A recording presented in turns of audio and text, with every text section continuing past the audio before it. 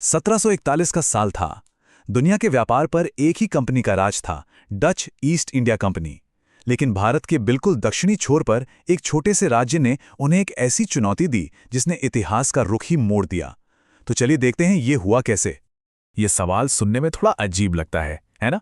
पर यह सिर्फ एक सवाल नहीं है, बल्कि कोलाचल की लड़ाई की हकीकत है।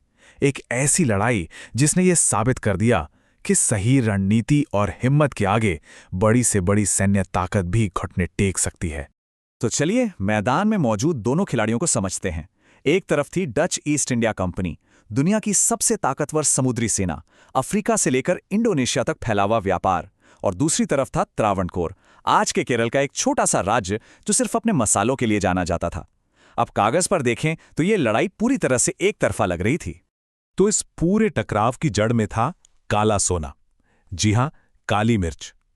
उस जमाने में इसकी कीमत सोने के बराबर थी और त्रावणकोर की काली मिर्च का तो कोई जवाब ही नहीं था। डच इसी बेशकीमती व्यापार पर अपना पूरा कब्जा चाहते थे। लेकिन एक दिक्कत थी, त्रावणकोर के युवा राजा मार्तंड वर्मा इसके लिए बिल्कुल भी तैयार नहीं थे। जब डच कमांडर ने राजा मार्तंड वर्मा को धमकी दी तो उसे लगा कि राजा डर जाएंगे, लेकिन राजा का जवाब सुनकर उसके होश उड़ गए। राजा ने कहा, अगर आप हमारे राज्य पर हमला करेंगे तो याद रखिएगा कि हम भी यूरोप पर हमला करने की योजना बना सकते हैं। सोचिए, एक छोटे से राज्य का राजा दुनिया की सबसे बड़ी ताकत को सीधी चुनौती दे रहा था। बस यहीं से ये लड़ाई पर्सनल हो गई। और फिर वो दिन आ ही गया। अगस्त 1741 में डच जहाज़ों का एक बहुत बड़ा बेड़ा कोलाचल के तट पर आ धमका। अब टकराव तय था, युद्ध शुरू हो चुका था। ये असल में तकनीक और स्थानीय रणनीति की लड़ाई थी। देखिए, डचों के पास आधुनिक तोपें थीं, बेहतरीन बंदूकें थीं, लेकिन त्रावणकोर के पास कुछ ऐसा था जो उनके पास नहीं था, अपने इलाके के चप्पे चप्पे की जानकारी। राजा मार्तंड वर्मा का सबसे बड़ा हथियार थे उनके नायर योद्धा और स्थानीय मछुआरे, जो समंदर और जमीन को डचों से कहीं बेहतर समझते थे। पहले दिन डचों का हमला जोरदार था, लगा कि वो जीत जाएंगे। लेकिन फिर दूसरे दिन प्रकृति ने राजा का साथ दिया। मॉनसून की इतनी मूसलाधार बारिश हुई कि डचों का सारा बारूद गीला हो गया, बिल्कुल बेकार। अब उनकी तोपें खामोश थीं। बस इसी मौके का फायदा उठाकर मार्तंड वर्मा के सैनिकों ने तीसरे दिन उनके खाने पीने और मदद के सारे रास्ते काट दिए। अब डच सेना चारों तरफ से घिर चुकी थी। और फिर चौथे दिन वो हुआ जिसकी किसी भी यूरोपीय ताकत ने कल्पना तक नहीं की थी।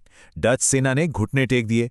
उनके कमांडर कैप्टन यूस्टैशियस डी लेनॉय को बंदी बना लिया गया। एक वैश्विक महाशक्ति एक छोटे से भारतीय राज्य से हार चुकी थी। लेकिन रुकिए, कहानी यहां खत्म नहीं होती। असल में इस कहानी का सबसे दिलचस्प और हैरान करने वाला मोड़ तो अब आना बाकी था। राजा मार्तंड वर्मा ने बंदी कमांडर डी लेनॉय को सजा देने के बजाय उसकी सैन्य काबिलियत को पहचाना और उसे एक ऐसा प्रस्ताव दिया जिसके बारे में कोई सोच भी नहीं सकता था। उन्होंने डी लेनॉय को अपनी ही सेना को ट्रेनिंग देने को कहा। डी लेनॉय ने यह प्रस्ताव मान लिया और जो दुश्मन राज्य को जीतने आया था, अब वही उसका रक्षक बन गया। अगले कई सालों तक डी लेनॉय ने त्रावणकोर की सेना का कायापलट ही कर दिया।